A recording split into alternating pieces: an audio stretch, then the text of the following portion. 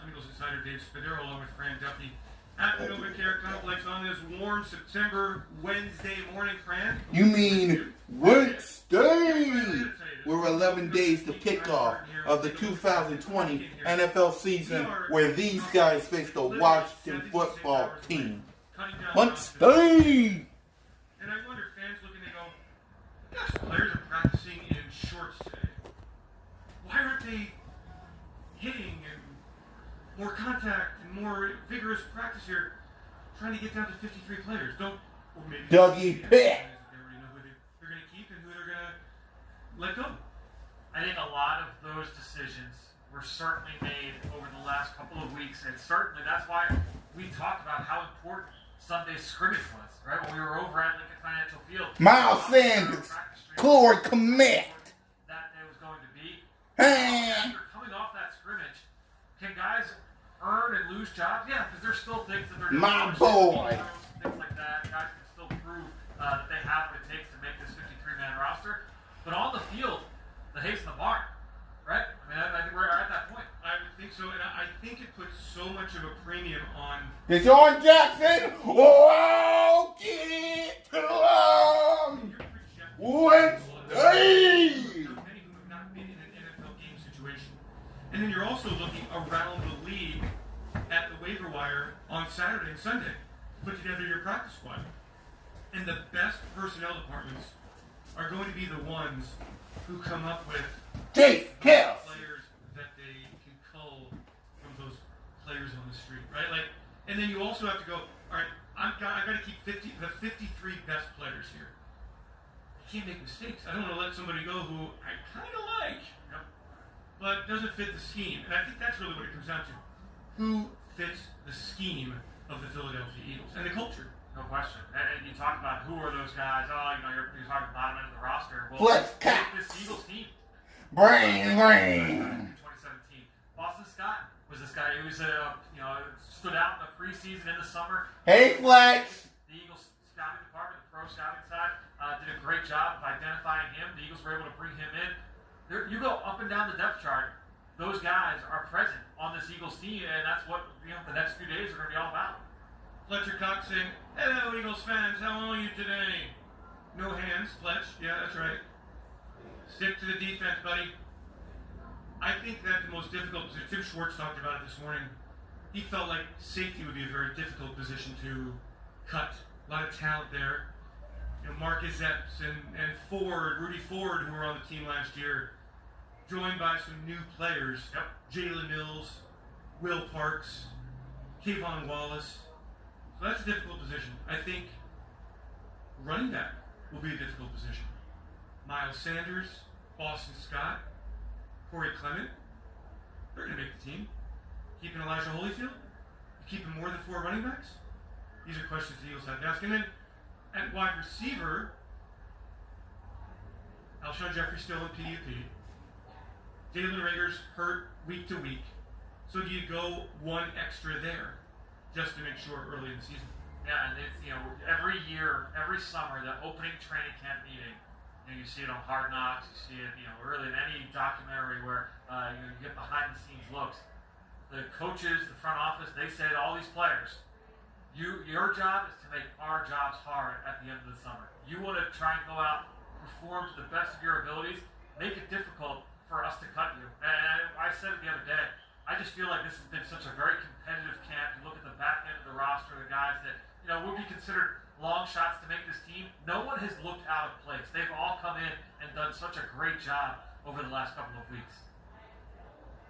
We have continuing coverage of Eagles Training Camp 2020, presented by Independence Blue Cross here at the NovaCare Complex. And we will be live next week, one day during practice, the next time the Eagles are in pads, as they turn their full attention to the Washington football team. And the Carson Wentz days till we face you, Washington. Carson Wentz days. And Frank, we've identified hot spots here throughout this training camp. The questions along the offensive line. The injuries along the defensive line. Quarterback Carson Wentz missing a couple days of practice here with a lower body injury that the Eagles... Dallas Goedert. Who has stepped up and claimed starting jobs? We talked for early in the season, early in training camp here. The other starting quarterback job opposite Big Play Slay, we think it's Avonte Maddox at this point. Yep, seems that way for sure.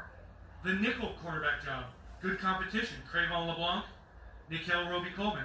It would appear that Nickel Roby-Coleman is kind of going to be that guy. It would seem that way. I think you look at the safety spot too. I think there was a lot of talk coming into the summer. Would it be Jalen Mills or would it be Will Parks? And it feels like Jalen Mills is that guy for certain coming out of camp. Who are your linebackers?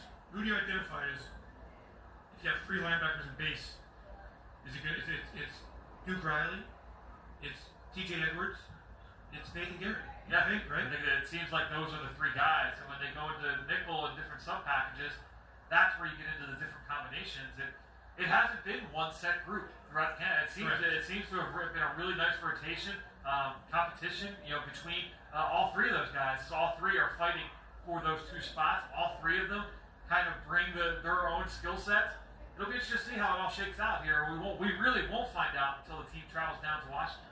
Right, and things can absolutely change in the next 10, 11 days as we take a look at the offensive line, which as we look at it right there, Jordan Mailata, right tackle, Jason Peters, right guard, Jason Kelsey, center, Isaac Seumalo, left guard, Matt Pryor, left tackle. Still out there, still a left tackle. It's going to be really interesting to see, just how this goes over the next week and change, right? What are we, 10 days away? And things can absolutely change in the next 10, 11 days as we take a look at the offensive line, which as we look at it right there, Jordan Mailata, right tackle, Jason Peters, right guard, Jason Kelsey, center, Isaac Seumalo, left guard, Matt Pryor, left tackle. Still out there, still a left tackle. It's going to be really interesting to see, just how this goes over the next week and change, right? What are we, 10 days away? 11.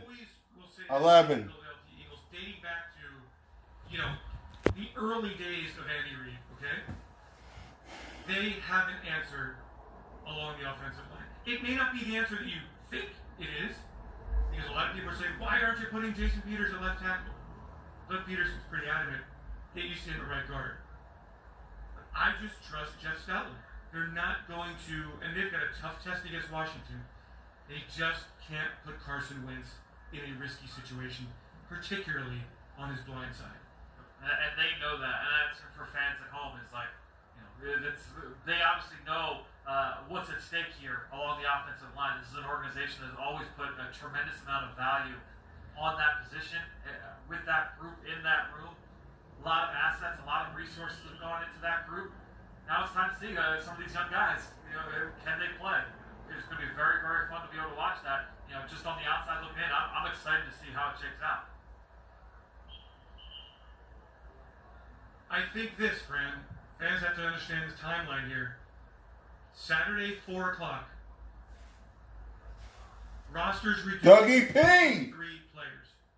So Doug I see Peterson- Deshaun Jackson. Zach Ertz. Tough decisions ahead. Sunday, get that very important practice squad put in place. And you can still add to it up to 16 players. Most important practice squad in NFL history, you would say? I thought last year's was pretty important, but I thought in general, right? because you have to not only have 53 players, 16 practice squad players, and an emergency roster just in case. Yeah. You'll have a Eagles Insider podcast, right? This weekend coming up? Well, we will have one today that'll drop with some interviews I did yesterday, Boston Scott, and one of our camp pleasant surprises, John Hightower. Great. And then I'll get Howie Roseman if all plan works on Saturday and immediately turn that into a podcast, get his thoughts on the process to get down to 53 in these most unusual times. Always one of my favorite interviews you do every year. I mean, we always sit around and go, okay, who's gonna get cut, who's gonna make it, what surprises are gonna be here, and undrafted players. Will there be any undrafted players who make it? It's a good question. I mean, you feel like every year the Eagles always have a couple guys that make it. This year, I wonder. I mean, especially it's hurt also by the fact that Walking to him, I see him. 10 draft picks, so it wasn't a ton of. Go ahead. competition. Well, my quarterback. Like, all right, well, there's a lot of draft picks that you would hope are going to make this team. team. Last year there were 5 draft picks. So you double that. That's going to close. He's right there. And the O-line with all of the injuries. How do you keep depth? And what young players are going to make it there as backups? Really, really fascinating. Bring it up, guys. That's the Eagles' D-line. Flex cats. Bring in this training camp period, minus Javon Hargrave and minus Derek Barnett. A really deep group, really talented group, and they have been, you see these 2 guys here have just been a terror here this summer. I can't wait. We haven't seen these guys fully healthy playing. Malik Jackson. So I think they just had a little competition there, and I think Malik got the best of Fletcher, and Fletcher started blaming something else.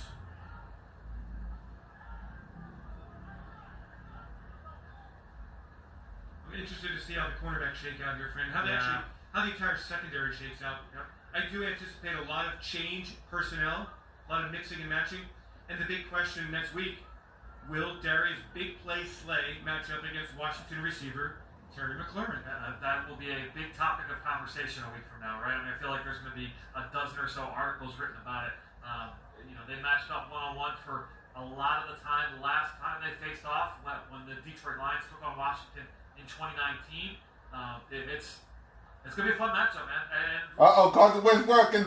I see him. However the secondary looks and how they're utilized, how they're deployed in week 1, that might not be how they're used in week 2 when the team takes on the LA Rams. I would not count on that looking exactly the same. I did a podcast, the Eagles Insider podcast with Troy Vincent a few weeks Big ago. Play Slay! State of the league in 2020 season. But we began the conversation talking about back when he played with the Eagles. Of course, he's a member of the Hall of Fame here. How did they match up against receivers? And he talked about at times, Troy would go cover the number 2 receiver, and they would mix it, or he would cover the number 1 receiver, or they would double this guy. So there's a lot of ways that you can match up where it's not simply Slay versus the number 1. Slay can take out the number 2, and he can double the number 1. Yep. Talking to a lot of receivers, and I'll ask, would you rather face off against an elite corner one-on-one or face double coverage? To a man, they always say, I'd really rather not see double coverage. Not because they don't believe they can beat it, but because the quarterback just gets away from double coverage as fast as possible more often than not. You want to still give yourself a chance to be able to win those one-on-one matchups. Josh Sweat and Sharif Miller. Sharif Miller gets off the ball fast. He's gotten a lot better. And Josh Sweat Both those guys, yeah. Josh Sweat has been at times, dare I say, dominating.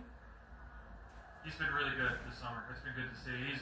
And you're hoping that Sharif continues that mark. Obviously, he was a draft pick the year after Josh, so Josh had a little bit of a heads up on him. But when you look at the way that both guys have improved this summer, it's really good to see. And you just saw the explosiveness of Brandon Graham, drafted in 2010. And this is a guy that brings, sets the tone, brings the energy, brings it every single day with that big smile and that bigger personality. Here. Boom. And Joe Osman's quick off the ball too, and Brandon Graham just like a rocket. And there is Nikhil Roby-Coleman. Sidney Jones with the catch. Sidney Jones in an interesting position, I think, friends, as we look at the roster and the decisions the Eagles have to make in the final year of his contract. Certainly improved a lot in 2019, and then he's just been sidelined with some training camp. Yeah, and that's been the issue. The bugaboo with him, no question. It's just being consistently out there on the field. When he's been out there last year, late in the year, remember 2 big plays late in games to help secure wins for the Eagles. You hope to be able to see that. We just haven't been able to see it consistently out here. And like we said, they are obviously in shorts and shells. And what that means is we're 76 hours, 75 hours, and 45 minutes away from cutting the roster down to 53. Are there still roster spots open?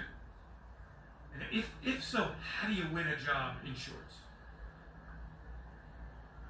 So a lot of it too. Just something to ponder. No question. And a lot of it too is the Eagles scouting staff looking around and trying to gauge other teams. Who are teams that would maybe be able to pluck